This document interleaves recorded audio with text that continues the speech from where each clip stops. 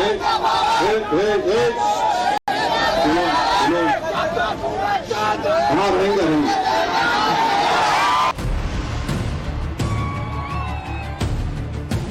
प्रकारच्या या ज्या औरंग्याच्या औलादी आहेत या नेमक्या कोण आहेत, त्याच्या पाठीमागे कोण आहे, त्याच्या पाठीमागे त्यांचा इरादा काय आहे? वोट बैंक की राजनीति के लिए आप छत्रपति शिवाजी महाराज के इस भूमि पर आप औरंगजेब को हीरो बनाओगे?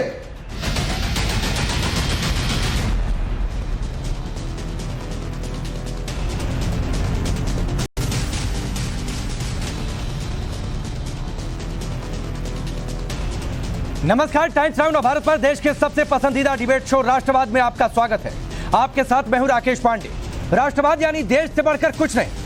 क्या आज मुस्लिम वोट बैंक की राजनीति करने वाले छाती पीट पीट कर परेशान हो रहे हैं? क्या तुष्टीकरण और कट्टरता की राजनीति करने वालों की आज नींद उड़ गई है? एक तरफ प्रधानमंत्री मोदी को मुसलमान देश अपने देश के सर्वोच्च सम्मान से नवाज रहे हैं, तो दूसरी तरफ झूठे सेकुलरिज्म का मायाजाल रचने वाले ओवैसी जैसे सियासी नेताओं की पार्टी औरंगजेब को हीरो बताने की पुरजोर कोशिश में जुटी है। सबसे पहले ये तस्वीरें देखिए। पीएम मोदी मस्जिद में है, बिल्कुल ठीक सुना आपने, और ये तस्वीरें ही खुद कट्टरता की राजनीति करने वालों को करारा जवाब दे रही हैं। इन तस्वीरों को आप बेहद ध्यान से देखिए। दरअसल आज प्रधानमंत्री मोदी के मुस्लिम देश मिस्र के दौरे का दूसरा दिन है। प्रधानमंत्री मोदी मिस्र की प्राचीन मस्जिद अल हकीम गए। दाऊदी बोहरा समाज ने पीएम मोदी का गले लगाकर स्वागत किया। प्रधानमंत्री मोदी को कुछ पेंटिंग्स भी भेंट की गई। मुसलमान देश मिस्र में मोदी की जय जयकार हो रही है। मिस्र की अल हकीम मस्जिद में प्रधानमंत्री मोदी ने नक्काशी भी देखी। ये तस्वीरें आप देखिए। दाऊदी बोहरा समाज ने पीएम मोदी को सम्मानित भी किया। कि आज हम सब साथ में आसमान पे हैं। ऐसा लगा कि आज हम हवा में उड़ रहे हैं कि प्राइम मिनिस्टर से इस प्रकार का प्राइवेट मुलाकात, प्राइवेट विजिट, और उन्होंने सब हमारे बोरा समाज के सब सदस्यों से बहुत ही बेहतर तरीके से बातचीत की। एकदम जैसे हमने कहा कि फैमिली के जैसे लगा हमको। सबकी तबीयत पूछी, क्या हो, क्या कर रहे हो, और यहाँ पे जो लोग ये मस्जिद बनाने में इन्वॉल्व थे उनका भी परिचय कराया, और बोले कि उन्होंने बहुत खुश हुए कि क्या बात है, अभी तक यहाँ पे है, इतना साल हो गए, और उन्होंने हर एक चीज़ मस्जिद में मुआयना किया। और सैयदना साहब के लड़के, जो हमारे सैयदना साहब डॉक्टर मुफद्दल सैफुद्दीन, उनके लड़के प्रिंस हुसैन, शहजादा हुसैन भाई साहब सैफुद्दीन साहब, खुद यहाँ पे पीएम को वेलकम करने आए हैं खास। अब सुना आपने दाऊदी बोहरा समाज के लोगों ने क्या कुछ कहा। तबीयत पूछ रहे थे, स्वास्थ्य का हालचाल जान रहे थे, जैसे एक परिवार वाला अपने परिवार के सदस्य में लोगों से हालचाल पूछता है। और लोग कहते हैं प्रधानमंत्री मोदी मुस्लिम विरोधी हैं। मोदी को मुसलमान विरोधी बताने वाले आज काफी परेशान हैं, क्योंकि मुसलमान देश मिस्र ने आज मोदी को मुसलमान विरोधी बताने वालों की बोलती बंद कर दी। बात सिर्फ इतनी नहीं है, मिस्र ने अपने देश के सर्वोच्च सम्मान ऑर्डर ऑफ नाइस से भी प्रधानमंत्री मोदी को सम्मानित किया है। यह सम्मान मोदी के असली सेकुलरिज्म का भाव दिखाता है। तो दूसरी तरफ झूठे सेकुलरिज्म का जाल बिछाकर मुस्लिम तुष्टीकरण की राजनीति करने वालों के लिए यह तस्वीरें एक करारे तमाचे की तरह है। मिस्र 7वां मुस्लिम मुल्क है, ध्यान दीजिएगा, 7वां मुस्लिम मुल्क है जो अपने देश के सर्वोच्च सम्मान से प्रधानमंत्री मोदी को आज सम्मानित कर चुका है।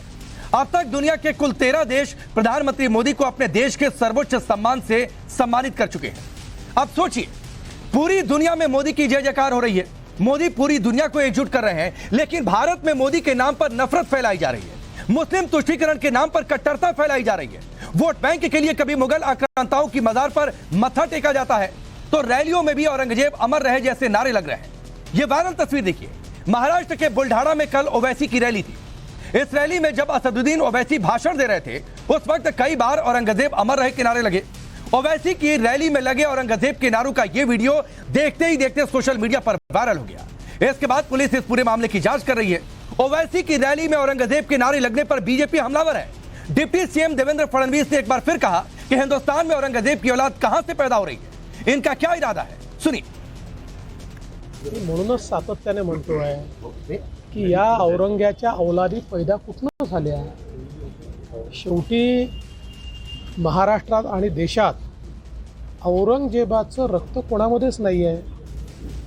या ठिकाणचे जे मुस्लिम देखील आहेत तेही औरंगजेबाचे वंशज नाही आहेत।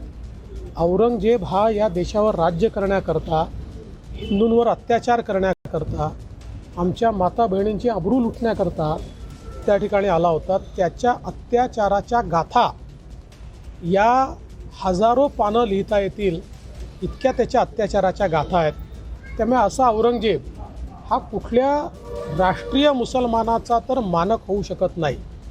त्यामुळे जे असे या ठिकाणी घोषणा देत आहेत, अशा प्रकारच्या या ज्या औरंग्याच्या औलादी आहेत, या नेमक्या कोण आहेत, त्याच्या पाठीमागे कोण आहे, त्याच्या पाठीमागे त्यांचा इरादा काय आहे, ते महाराष्ट्रात काय घडवू इच्छितात, हे देखील लवकरच बाहेर. ओवैसी की रैली में औरंगजेब के नारे लगने पर बीजेपी नेता किरीट सोमैया ने उद्धव ठाकरे की पार्टी से लेकर कांग्रेस तक पर हमला बोला और आरोप लगाया कि ऐसी नारेबाजी का मकसद शिवाजी की धरती पर औरंगजेब को हीरो बनाने का है. अब ओवैसी की सभा में औरंगजेब को हीरो बनाने की कोशिश, नारेबाजी. उद्धव ठाकरे सेना, कांग्रेस, एनसीपी, समाजवादी पार्टी, ओवैसी, प्रकाश आंबेडकर जी कभी औरंगजेब की मजार पे जाते हैं, कभी उनको हीरो बनाने की नारेबाजी होती है. मुस्लिम वोट बैंक की राजनीति के लिए अब छत्रपति शिवाजी महाराज के इस भूमि पर आप औरंगजेब को हीरो बनाओगे, इस महाराष्ट्र की देश की संस्कृति के साथ समझौता करोगे, इनके खिलाफ कार्रवाई होगी ही. हमने आपको शुरुआत में प्रधानमंत्री मोदी के मस्जिद जाने की तस्वीर दिखाई थी. वो कोई पहली तस्वीर नहीं थी जब प्रधानमंत्री मोदी मस्जिद गए थे. उसी तरीके से ये कोई पहला मौका नहीं है जब आक्रांता औरंगजेब का महिमा मंडन करने की कोशिश हुई. इसी महीने 4 जून को महाराष्ट्र के अहमदनगर में औरंगजेब की फोटो लेकर डांस किया गया. तस्वीर आपके सामने है. विवादित गानों पर डांस किया गया. 7 जून को कोल्हापुर में औरंगजेब के व्हाट्सएप स्टेटस लगे और अब 24 जून को बुल्ढाना में ओवैसी की रैली में औरंगजेब अमर रहे के नारे लगाए गए. ऐसे नारों से सवाल उठ रहे हैं कि क्या मुस्लिम तुष्टीकरण के लिए औरंगजेब का महिमा मंडन हो रहा है? क्या हिंदुओं पर अत्याचार करने वाले औरंगजेब को हीरो बताने की कोशिश कर रहे हैं? क्या औरंगजेब की नारेबाजी का मकसद 2024 के चुनाव में तुष्टीकरण की राजनीति करना है? और जाहिर सी बात है ये सवाल तो उठेंगे. अब वो सवाल जिनके इर्द गिर्द आज की डिबेट आगे बढ़ने वाली है. सवाल पहला और सबसे बड़ा होगा कि मोदी, मस्जिद और मुसलमान फिर औरंगजेब पर घमासान क्यों है, उससे महान बताने की कोशिश क्यों हो रही है? मोदी कट्टरता मिटा रहे हैं तो औरंगजेब को हीरो कौन बना रहा और उसका मकसद क्या है? सवाल यह भी कि मस्जिद में मोदी, भाईजान की रैली में औरंगजेब की नारेबाजी क्यों? और सवाल यह भी कि औरंगजेब के नारे लगाएंगे क्या इसी आधार पर 2024 जीतेंगे और इसीलिए ही नारेबाजी? चलिए अब आपका परिचय आज के मेहमानों से करवाता हूं. शिवम त्यागी भारतीय जनता पार्टी के नेता और प्रवक्ता हमारे साथ स्टूडियो में मौजूद है. मनोज यादव समाजवादी पार्टी के नेता और प्रवक्ता. मेहदीन रंगरेज मुस्लिम स्कॉलर. डॉक्टर पवन राव अंबेडकर एमआईएम पार्टी के नेता और प्रवक्ता. शबनम खान सोशल एक्टिविस्ट हमारे साथ स्टूडियो में मौजूद है. आप सबका बहुत बहुत स्वागत है. पवन राव अंबेडकर जी, मैं आपसे शुरू करता हूं. जिसने मंदिर तोड़वाए, जिसने हिंदुओं का जबरन धर्मांतरण करवाया, जिसने जजिया कर लगाया, जिसने काशी मथुरा का विवाद पैदा किया, उसको हीरो बताएंगे, उसके जिंदाबाद के नारे लगेंगे. लेकिन प्रधानमंत्री मोदी जो मस्जिद जा रहे हैं, आप उनको लेकर एंटी मुस्लिम होने का नैरेटिव सेट करते हैं. ऐसा क्यों है? बहुत बहुत शुक्रिया राकेश साहब. हम कोई एंटी नैरेटिव या किसी भी तरह की कोई जो है पॉलिटिक्स धर्म की नहीं करते हैं. हम इस देश में संविधान की पॉलिटिक्स करते हैं और इस देश के लोगों को हक और अधिकार की बात करते हैं. हो ये रहा है कि औरंगजेब और मुगलों की जो बात है, आप लोग इतना ज्यादा बढ़ा चढ़ा करके इस देश में धर्म के नाम पर जो राजनीति करना चाहते हैं वो जनता देख रही है. अब आप जो है मुस्लिम तुष्टीकरण की बात को ले लीजिए. मोदी साहब फरवरी में जो है बोहरा कम्युनिटी के एक मस्जिद का इंस्टीट्यूशनल एजुकेशनल इंस्टीट्यूट का जो है उद्घाटन करते हैं और यही बोहरा जो समाज है, कम्युनिटी है, उससे जाकर के मिस्र में मुलाकात करते हैं.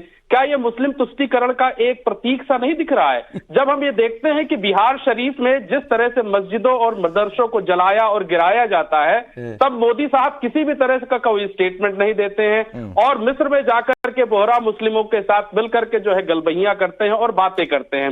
इस देश में 2014 से अब तक मुस्लिम तुष्टीकरण या मुस्लिम धर्म के नाम पर जिस तरह से धर्म के नाम पर अत्याचार हुए हैं, मोदी साहब ने आज तक एक वक्तव्य नहीं बोला है कि ऐसा क्यों इस देश में हो रहा है. मोदी साहब ने कभी नहीं बोला है कि असम में जिस तरह से मदरसों को गिराया गया है, आज तक उनका एक वक्तव्य नहीं आया है. तो आप पूरा चलिए, पवन राव अंबेडकर जी, करीब 1.5 मिनट आपने नॉन स्टॉप बोला सर. जो मदरसे अवैध होंगे कार्रवाई होगी, जो कहां से पैसा आया नहीं दिखाएंगे कार्रवाई होगी। सर, जो वैध मदरसे थे नहीं गिराएंगे, पहली बात।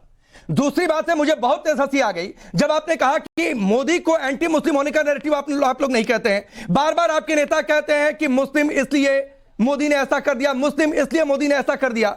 दूसरी बात है सर, कम से कम मुसलमान को ध्यान में रखकर कम से कम आप लोग तो मत तर्क दीजिए सर। आप लोग तो सिर्फ मुसलमान की सियासत करते हैं, आपकी पार्टी के नाम में मुस्लिमीन है। मैं बार बार आप लोगों से आपसे कम से कम 10 बार ये पूछ चुका हूं, तो सेकुलरिज्म का राग मत अलापा करिए सर। अब आप राकेश साहब, अब आप सुन लीजिए तर्कपूर्ण जवाब का। आप जो जवाब दे रहे हैं, आप जो जवाब नहीं, मैं जवाब नहीं दे रहा हूं सर, मैं सिर्फ क्रॉस कर रहा हूं। जवाब देने के लिए शिवम है, जवाब मैं बिल्कुल नहीं दे रहा हूं, सिर्फ मैंने क्रॉस किया जो आपकी बातों से मुझे समझ में आया। हमारी पार्टी रजिस्टर्ड है। अगर आपको कोई आपत्ति है तो जाइए इलेक्शन कमीशन ऑफ इंडिया। नहीं, मुझे कोई आपत्ति नहीं है, नाम जुड़ा हुआ है पामनराव अंबेडकर जी, मुझे कोई आपत्ति नहीं है सर। जाइए, मैं तो सिर्फ ये पूछा आपसे कि आप मुस्लिमीन लगाते हैं, मतलब आप सिर्फ मुसलमान की बात करते हैं। नहीं तो आप ऑल इंडिया मजलिस हिंदुस्तानी पार्टी कुछ और भी रख सकते थे, लेकिन आप जब मुस्लिमीन करते हैं तो आप सिर्फ मुसलमानों की बात करते हैं। आप राकेश की बात नहीं करते, आप शिवम की बात नहीं करते हैं। बिल्कुल नहीं, बिल्कुल नहीं, बिल्कुल नहीं।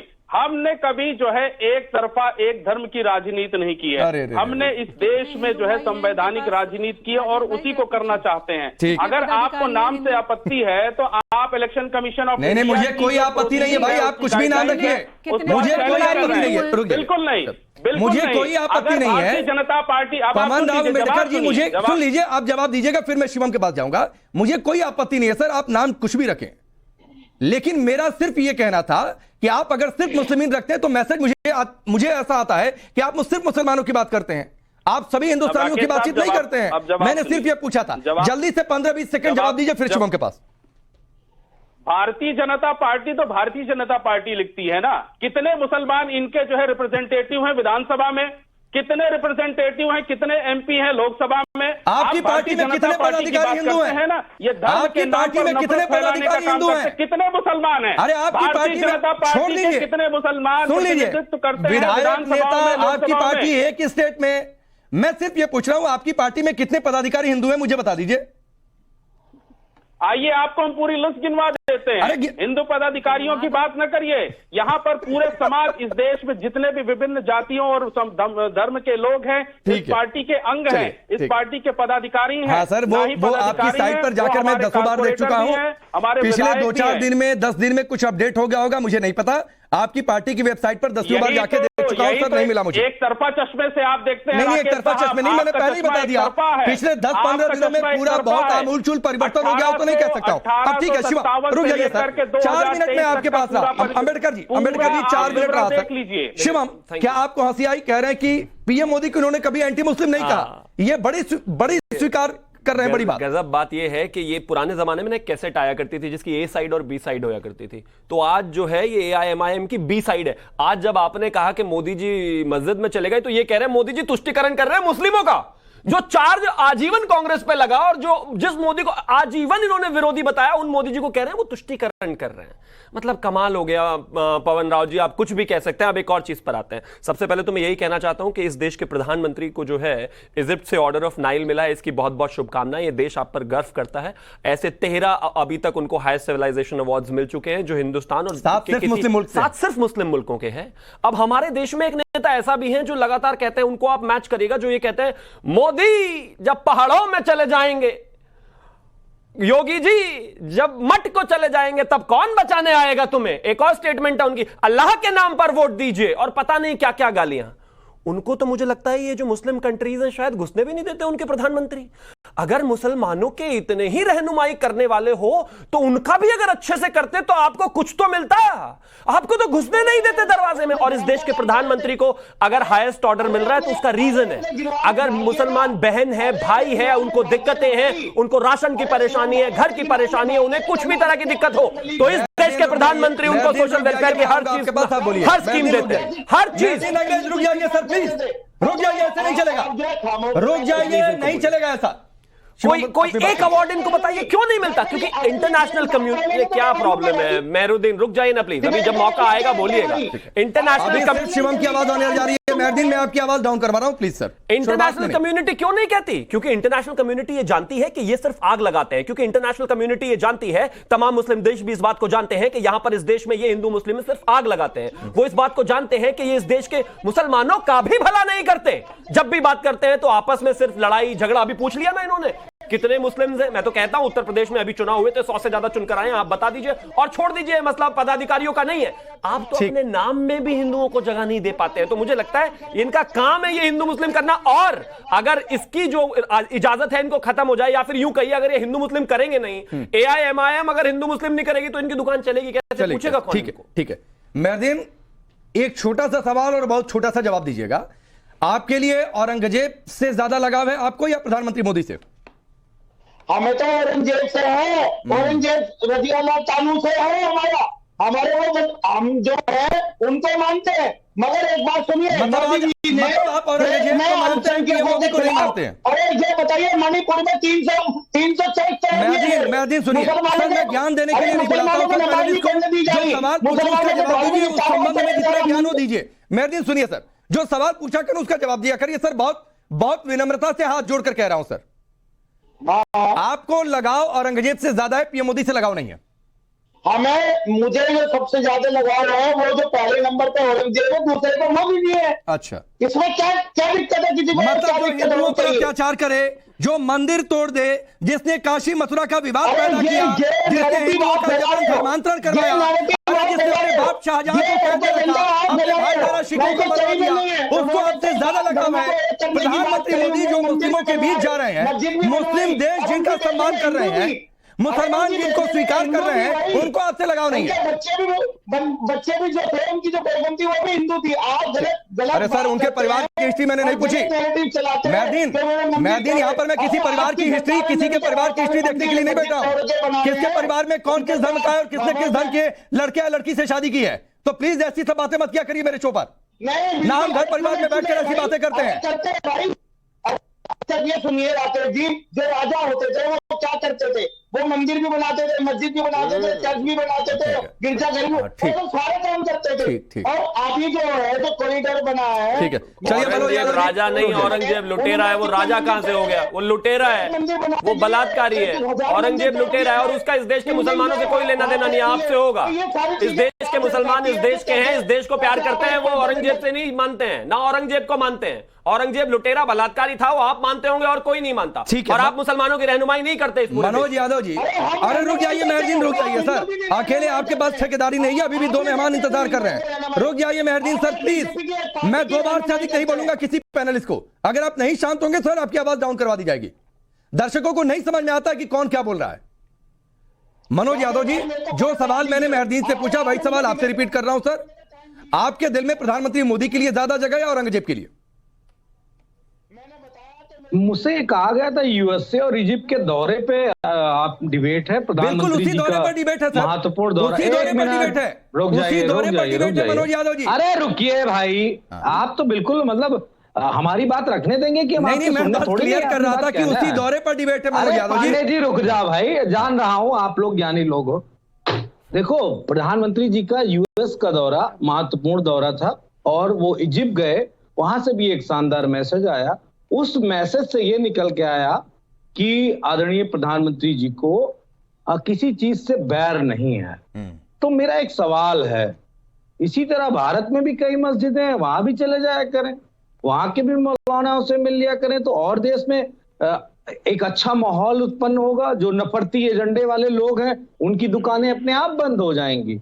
वो चाहे विपक्ष के जिनको लोगों पे आरोपित करते हो या आरएसएस या बजरंग दल जैसे लोग हों, सब बंद हो जाएंगी दुकानें। मोदी जी को यही तो करना है। लेकिन महत्वपूर्ण डिबेट ये है कि डिबेट में आके मुझे ये फील हो रहा है कि किस किस लेवल के लोग इस डिबेट में बैठे हो, क्या क्या बातें कर रहे हैं। भाई आपका इतना प्रतिष्ठित चैनल है, इतना प्रतिष्ठित चैनल, इतनी अच्छी चीजें आप लोग रख रहे हैं, और प्रधानमंत्री मोदी पे डिबेट और बातें यहाँ पे पता नहीं सड़क छाप की जा रही है, चाहे वो बीजेपी के प्रवक्ता हो चाहे कोई और। नहीं, Manoj Yadav ji sir please sir, यहाँ पर कोई सड़क छाप नहीं बैठा हुआ है, ना ही कोई सड़क छाप बात कर रहा है। हमने 2 तस्वीरें अभी भी सामने रखी हैं मनोज यादव जी, और जो आपसे सब्जेक्ट कहा गया सर उसी पर डिबेट हो रही है। प्रधानमंत्री मोदी मस्जिद में गए, आप लोग भी बार बार हाँ। कहते हैं कि एंटी मुस्लिम है भारतीय जनता पार्टी, मुस्लिमों के नाम पर डराते हैं, लेकिन आपको मुसलमान जी। हिंदुस्तान में कौन दिखाई देता है? अतीक दिखाई देता है, जी। असद आपको बच्चा दिखाई जी। देता है, आप वहां पर मुस्लिम अच्छा। तलाशते हैं, मुख्तार में भी आपको धर्म बोलिए। नजर आता है। मैं बोलूं? लेकिन सुन लीजिए बोलूं? सर, और प्रधानमंत्री मोदी अगर अच्छा, जाते हैं सुना, मस्जिद सुना, में सुना। तो वहां पर आपको वो एंटी मुस्लिम दिखाई देते हैं। क्योंकि गुंडाई और बदतमीजी अब बोलूं? प्रोटोकॉल है ना इनका, चुप रहे इनका भाई। मोडस ऑपरेंडी है मालूम है, समाजवादी वालों का। दाढ़ी इनसे क्या कटवा उम्मीद लिया करते हैं? करो। ये यही शिवम, करेंगे। दाढ़ी मनोज कटवा यादव की के बात तो पूरी हो जाए, अच्छा फिर शबनम नहीं जवाब लगता। देंगे। जैसे अच्छा नहीं लगता। शिवम एक मौलाना सिंह मनोज बोलना यादव जी, पड़ेगा मुझे। ठीक है। नहीं मनोज यादव जी, फिर 30 सेकंड आपको अनइंटरप्टेड, फिर शबनम जवाब बीच देंगे। में कोई इंटरप्ट करेगा तो मैं भी तीर मारना जानता हूँ। नहीं सर, कोई सड़क छाप की बात आपने पहले की, किसी ने नहीं की। 30 सेकंड में आपको अनइंटरप्टेड देता मैं हूं, फिर उम्मीद शबनम। करता हूं विश्व गुरु प्रधानमंत्री जी अगर यूएसए गए हैं तो भारत की अर्थव्यवस्था को बेहतर करने के लिए गए, भारत में नौजवानों के लिए रोजगार के अवसर पैदा करने गए। इजिप्ट का दौरा भी मैं आर्थिक व्यवस्था के ही दृष्टिकोण से देखता हूं।